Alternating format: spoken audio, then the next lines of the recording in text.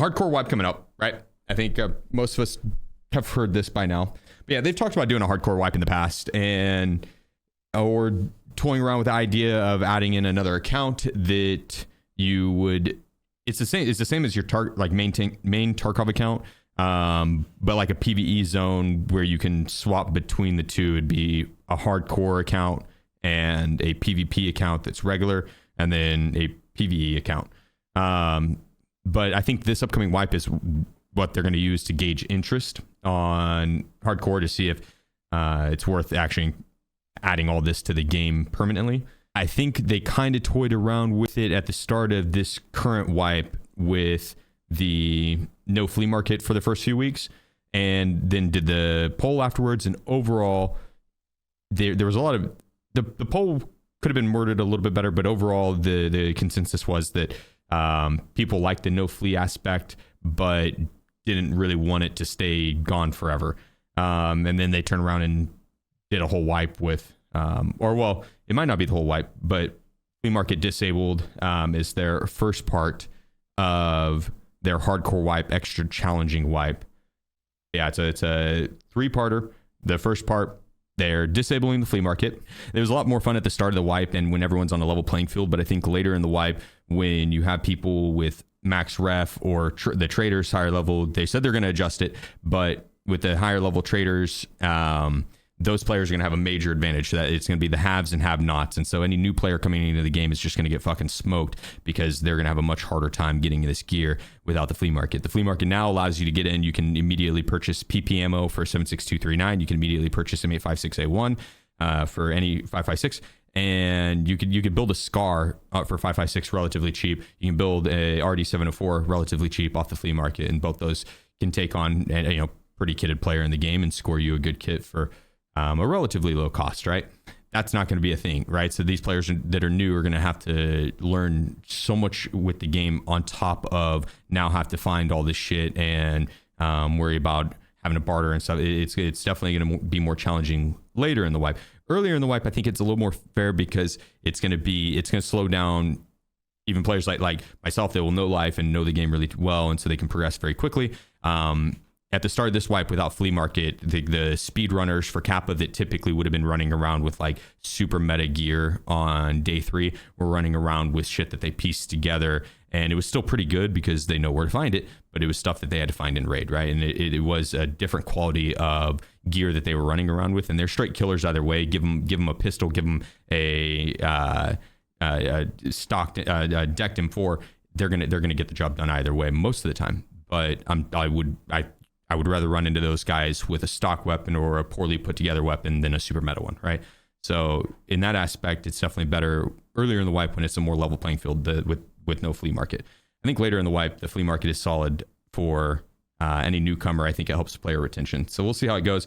If they lower the stuff that you get from the traders, and you can get a lot of the basic stuff, but that tier 1 stuff isn't stuff you can get often. And so you're going to have to like pull either some lucky finds in game to barter for it, or you have to find that shit in raid just in of itself. And if they make that more difficult in stuff you got to find in raid, I think it's not going to be as bad, right? It's not going to be the haves versus have-nots. It's everyone's going to be the have-nots, right? I think that's what they're shooting for, is everyone's going to be the have-nots. Whereas this wipe, everyone was the haves. So you could get the stuff pretty easily this wipe. There's some tier 1 stuff that was locked behind level 4 ref or high level crafts, but for the most part it wasn't overly difficult to get some of the tier 1 items. Then the next part, increased item requirements for hideout zones. That I'm not entirely sure how much I like, because there is a ridiculous amount of hideout zones that are hideout stuff that you need. Like, I think right now you need 115 ES lamps, if I'm not mistaken. It's 100 and something, 110 plus ES lamps. There's just so many items that you need. I feel like for hardcore, it'd be better to lower the amount that you need, but and then maybe even up some crafts for some of the lower tier stuff that incentivizes crafting, incentivizes you to actually upgrade your hideout, right? If they make it way more tedious, I think a lot of people are just going to be like, I'll opt to just go through the quest line and play off the traders, because having to find a ridiculous amount of ES lamps on top of all the other stuff, and now they're increasing it. That one's a little questionable. I think they should have made it. They should went the other way with it, and like, sure, you might need like the same stuff, but not 15 ES lamps. It could be 5, and yeah, it just makes it to where you don't have to require or find as much. Either way, that's, you know, to give us something to do. Hideout zones don't require found in raid items. Not as big of a deal if you don't have the flea market, but it makes it to where if you have it up your bum and you die with it, you can use it in your hideout upgrade, which I'm okay with. I think it's a little bit of a consolation prize for dying, right? It's not the worst. Limited hideout ammo crafts. So ammo is going to be more difficult to craft, and you're going to have to find it in raid more often. I would like to see ammo crafts, just not the tier 1 ammo crafts, right? I think we should be able to craft M856A1 or PP ammo, like the mid-tier ammos that you could buy off the trader. This wipe should be moved to the barter, or not barter, but the crafting system, and then make the crafts not like crazy, but yeah, where it's something to shoot for that is these crafts shouldn't be tedious, right? You shouldn't have to spend all day to look for one small item to then craft into ammo, right? They should be just as you play. You can pick them up, and they're cool items to find. But it shouldn't be everyone's just absolutely famine out there. So, but that time will tell with that, right? So all this stuff is a scale that I'm sure they'll adjust throughout the wipe too. So it's something we'll just have to wait and see how they do. But reduced spawn chance of rare loot.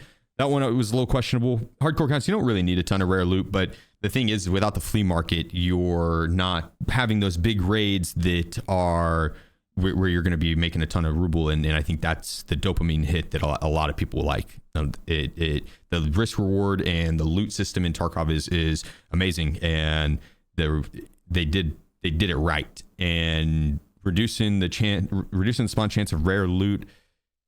It just makes it feel like you're not going to have those pop-off raids where you have a backpack full of rares. You're going to have those raids where you now have a backpack full of the hideout upgrade items you need, because you have to have 170 bajillion ES lamps.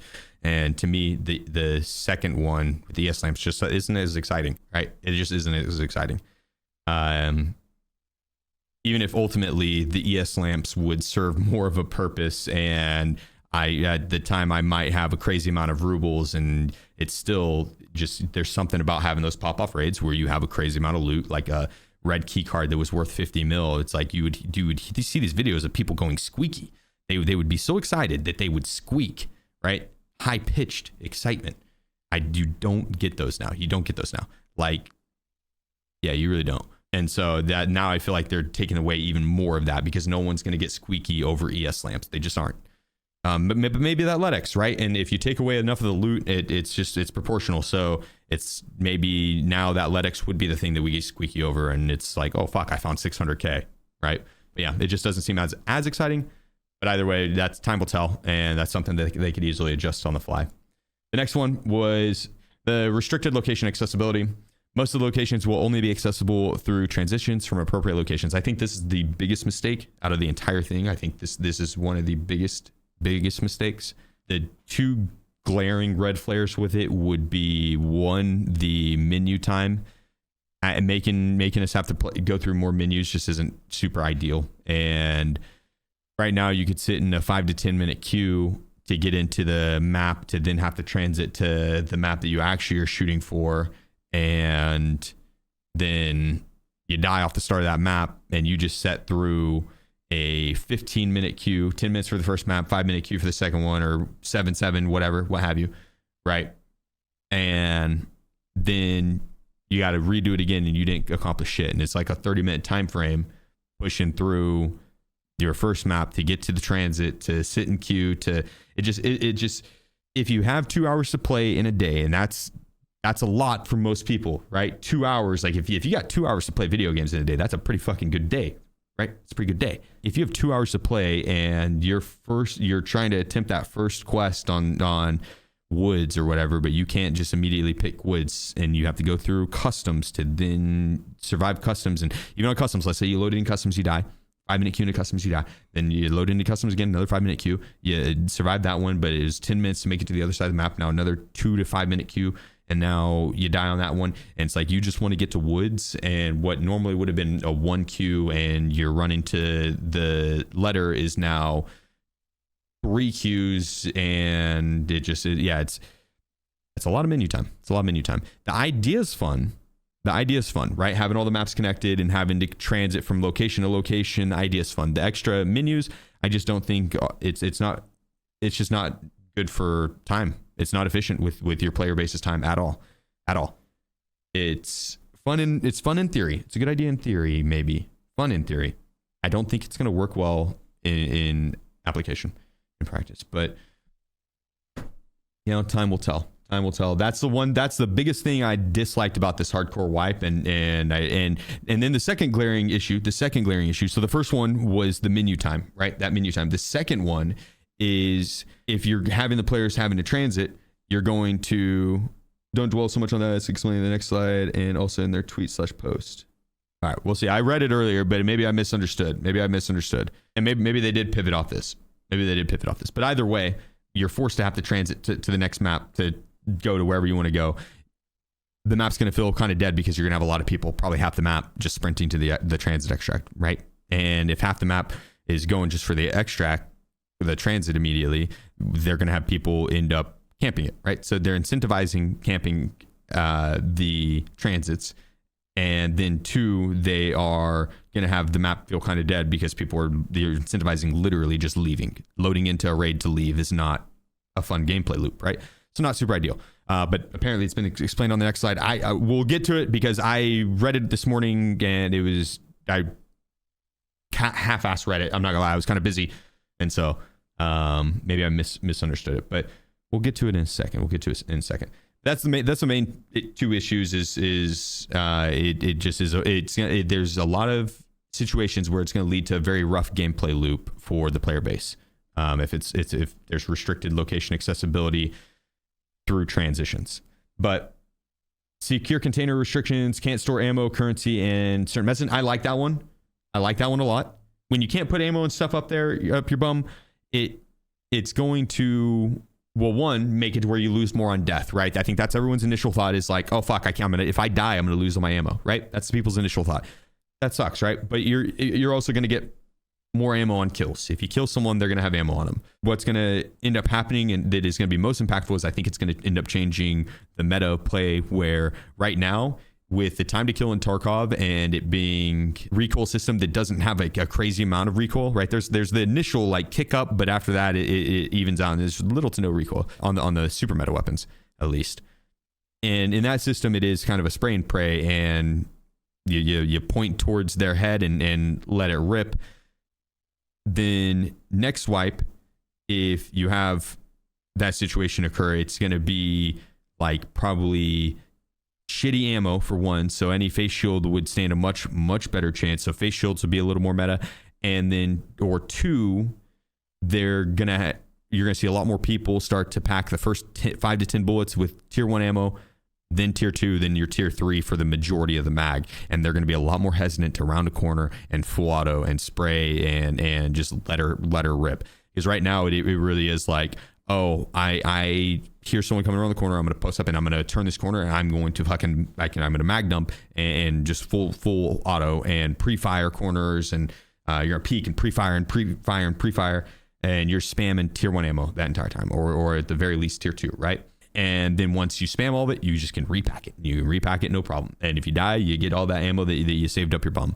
It's like now people are going to be a lot more hesitant to bring in a crazy amount of mags. They're going to bring in probably 160 rounder at most, and then 30 as backup, and or maybe a second 30.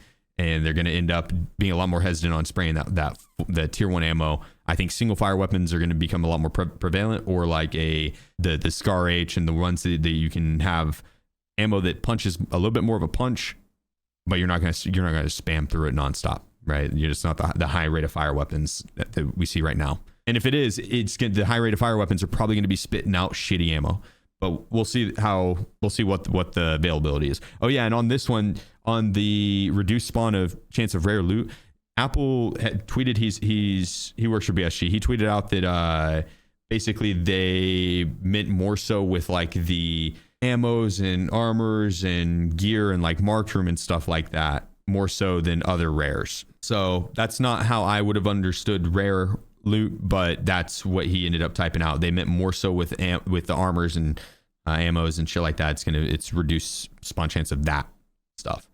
So we will see.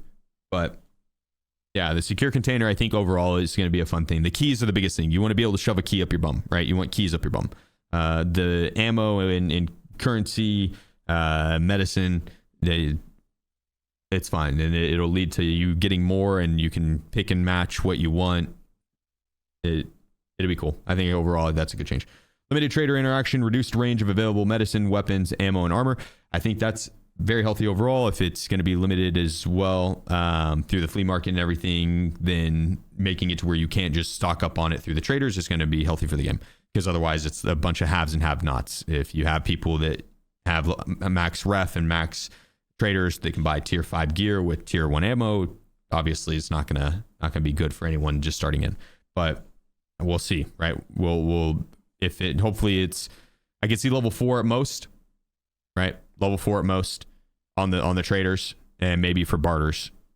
But ammo, you know, your tier 3s like M855 maybe would be your ammo that you'd be buying at max. Like that's the type of thing that I would imagine. And so it's going to be a bunch of people running around with like shotguns or flesh meta, so leg meta. Maybe we'll end up seeing a lot of that. Reduced item selling price and increased purchase price. So not only is the rare items going to be a little bit more difficult to get, but you don't make as much for them. So increased items or reduced item selling price, and then increased purchase price. So your dollar doesn't go as far. Dollar does not go nearly as far. So it's gonna, yeah, they want us to famine. This wipe was feast. We were feasting. We didn't know it, but we were feasting. The loot has already been nerfed a lot, but we didn't know it. We were feasting. And then this one came out today. 100% boss spawn chance on all locations, which I'm all about. I am all about. Reduced experience for killing enemies and dying. So, and then increased experience for surviving. The way I read that is it's you only get the reduced experience on the XP you'd get from killing enemies, right? So let's say you'd get 10k XP for killing the enemies and surviving. You now are going to get 50% of that 5k if you die. But it's just from the kill thing. You'd still get all your XP for loot, all your XP for anything else that you would have done that raid, healing, shit like that. You still get that XP. It's just for the reduced experience for killing enemies. So you're not going to go in and probably kill KABAN and his guards and come out with 35,000 XP if you die. Or I'm guessing, yeah, it just is because it says and dying. So they would be like if you die. So yeah, you already lose a lot of XP if you die. You lose like over half of your XP if you die. It's a big chunk of the XP. And now it's going to be even more. But you get the increased experience for surviving. It's 1.3 right now. If you survive, you get a 1.3 bonus modifier. And so they're going to up it even more. So more incentives to survive and not die, which is obviously, I think everyone probably has enough of that incentive already, but you know, more doesn't hurt. And then increased AI difficulty. That one, They even have the image perfectly, dude. Right there, dude. They are just gonna absolutely dome you in the eye. Granted, that's like a helmet. That's a helmet, right? But this right here is gonna be your face. You're gonna be missing half of it because the AI is gonna hit the most nasty shotgun shots from across the map. They will hit the most nasty shotgun shots from across the map. But the AI this wipe, they were kind of derpy. I didn't mind it. I don't find it fun to die to a scav. It can be funny as a viewer, right? When you see Peanut running around and he dies to a scav, it's pretty funny. And then the next raid he loads back in and he dies to another scav. It's pretty funny. And he dies to another scav. It's even more funny.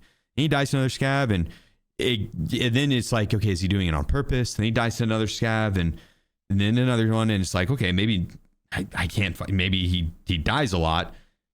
Maybe he dies. Okay, Peanut's not the best example for this. Maybe the AI is going to be bad, or the AI was bad this wipe. I think it's going to be pretty scary, and shotgun scavs are going to be very OP. Peanut was not the best example. Okay, but yeah, they added one more thing. And so this is what they said. We're carefully monitoring player feedback and would like to provide more clarity on the details of the upcoming wipe. All restrictions indicated in the infographics will be wave-like. As players progress, we have planned sets of changes that will affect the gameplay, including the gradual opening of locations on the location selection screen. I wonder if they're going to lock like labs. They're going to lock streets, I would imagine. They could lock lighthouse and make those transit only. They could lock, and they could probably lock shoreline too and make it transit only, because shoreline, like people get to those quests pretty quickly, but I mean, that's something that they could have locked to try and slow progression. Why lighthouse test drive would be a pain. But they said that it will, including the gradual opening of locations on the location selection screen. And so later in the wipe, once more people are on test drive, they can unlock it, right? So that's my understanding now. I don't know if that's what they were initially planning, because I don't think that's what they initially planned. I think they're adjusting based on community feedback, which is healthy. I think that, pivoting is good. Pivoting is good. Overall, I still don't like the transit thing, but if it is done the way that I had just described it, where they have the maps that you don't need to go too early, right? It's the maps that there's no early quests on, you have to transit to. The maps that you do have early quests on, you can freely load to. I think that's okay. And then they unlock the other ones as people progress, as the majority of the community hits those quests that, now they got to go to shoreline, Shoreline Heaven, Lindley's to be halted, and they finally open up. Not necessarily. I mean, it will be, don't get me wrong. What's going to happen is it's going to slow down the no-lifers like myself, right? I don't think the majority of the community are going to have issues with that. I hope. I'm playing. This is copium here. This is copium. I don't think the majority of the community is going to be having as much issues with doing Shoot-A-Born in Heaven and Lindley's and stuff on the first week of wipe. Now, I'm not trying to sit here and say that I stand by thinking that the transit idea is not good. I stand by that. That's the one part of this hardcore wipe. I think they're adding too much. They're doing too much. It does not need to be that way. I think they are wanting to slow down the super grinders, and this is their way of doing it during the hardcore wipe, is to add in the transit and make it to where now you got to go through this map to get to this map to do your streets quests. And just for the first bit, right? Just for the first bit, who knows, right? BSG, it's impossible to predict what the fuck they're gonna do, right? Is impossible to predict what they're gonna do. So it's not gonna be the end all be all of Tarkov. I see a lot of doomsdayist. I think Tarkov has had a lot of doomsdayist from ever since I started playing. My first wipe, I remember people coming in, and it was when the game was first blowing up, and they're like, "This game's dead. This game's dead. I've been playing since 2016, buddy, and trust me when I tell you this game is dead." And that was 2020, and then the next wipe, people come in, this game is dead. This game's dead. And they just had like 500,000 concurrent viewers on Twitch, that ridiculous amount of players. This game is dead, right? Lots of doomsdayist. This one is definitely more warranted than most of the other doomsdayists, because BSG will make some small changes and people will be like, they're killing Tarkov, man, they're killing it.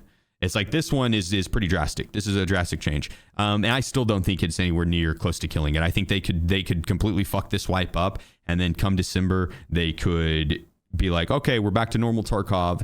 Here's wipe, here's drops, here's a new map, here's 1.0. And they would have 500,000 plus people playing. They'd have 500,000 plus people watching on Twitch. Be the number one viewed game, and they would do fine. It'd be back to whatever it was at the start of the last wipe, or the wipe before. Seasonal game. Wipes always bring a lot, and drops help viewership on Twitch helps. So the whole shebang helps a lot, right? So this wipe, I think, is a good time to test stuff, because they're going to do 1.0. If you're going to do the shit in 1.0, that's a you don't do that in 1.0, right?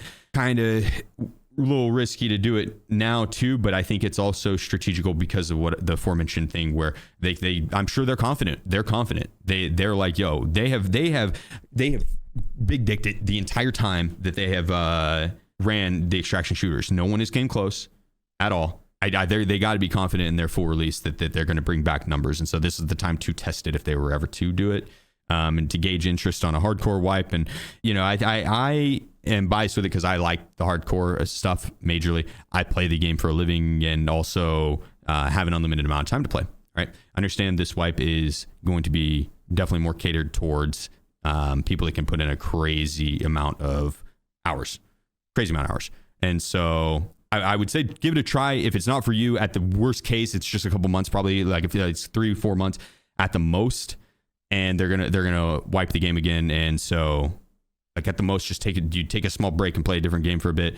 And it is what it is. Kind of sucks, but I would say give it a try at the very least. Just I'm explaining the thought process behind some of these changes and where I think they might lead and why I think how I think they're going to impact the game and when my overall thoughts on it. Is it how I would do the game?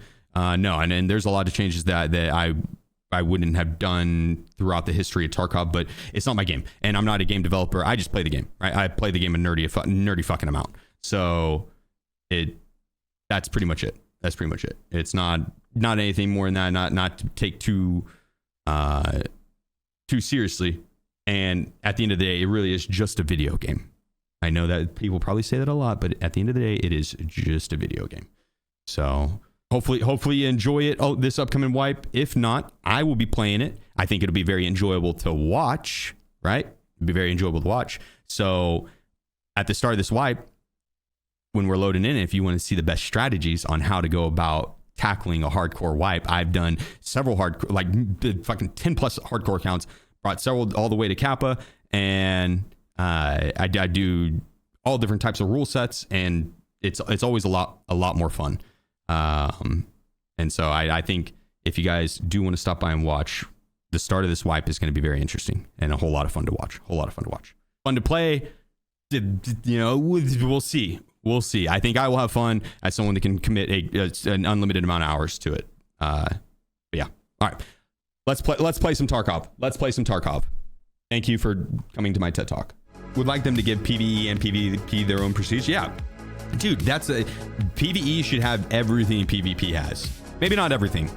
I don't think the flea market is something that is needed on PvE. It to me, if you're playing solo and everything, having a global flea market doesn't make a whole lot of sense. And the flea is on PvE is like everything's crazy priced. The economy is all fucking jacked up. It's not. I feel like just having a more structured example flea market that mimics this flea market would probably be better. You know, slightly adjusted to PvE and being able to always get your shit back and stuff like that. So they said prestiging on PvE is not prestigious. Who gives a fuck? Prestiging on PvP isn't prestigious. It's just not. It is a video game. If you prestige in PvP or you prestige in PvE, it is the same prestigious point. No one is coming and knighting you IRL. You are not picking up a female at the bar, no matter how much you try with that line. I prestige in PvP. Plat 2. Want to come home with me? No? Your loss.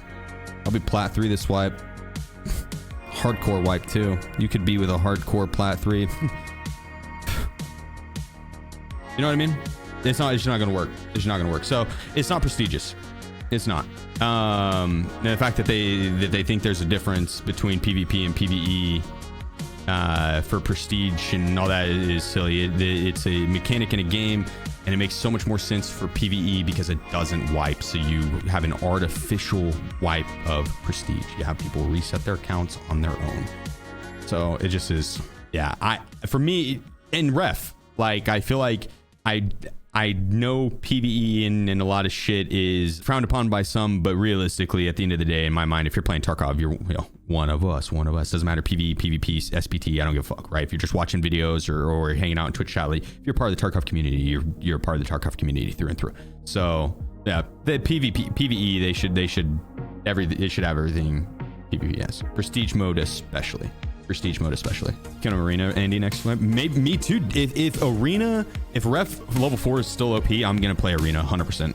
I'm not gonna miss out on ref this upcoming wipe like I did this wipe, because I do regret not having the M61, SP6, BP, M855. Well, M855A1's not for purchase, but yeah, those good ammos, and then the CPC. I would be down. I'd be down. Swipe tomorrow? No. No, we don't know. It could be tomorrow, but no. The one consistent thing BSG has done with wipes is pre-wipe events, and they will do an in-game event on, say Monday, day 1, and day 2, they'll do a different in-game event, but day 1's event will still be there. Day 3 will come with a new event. Day 4 will come with a new event, and they'll all stack on top of each other. They won't be necessarily related, but they will stack on top of each other. And when you got like 5 or 6 days of that, that's once you have 2 days in a row of different events, that's when you're like, okay, pre-wipe has started. Like, the pre-wipe's on. And then after that, it's like usually 5 or 6 days of events and wipe hits. But they should give us a little bit more a heads up on the date. That they used to be super, super secretive about it, and they still kind of are, but I bet we get a little bit more of a for sure date ahead of time.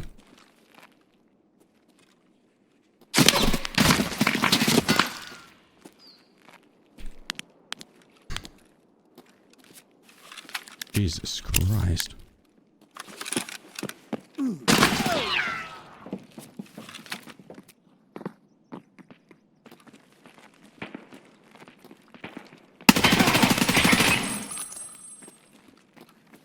Nice try, buddy. Too sneaky for that. You didn't even know where I went.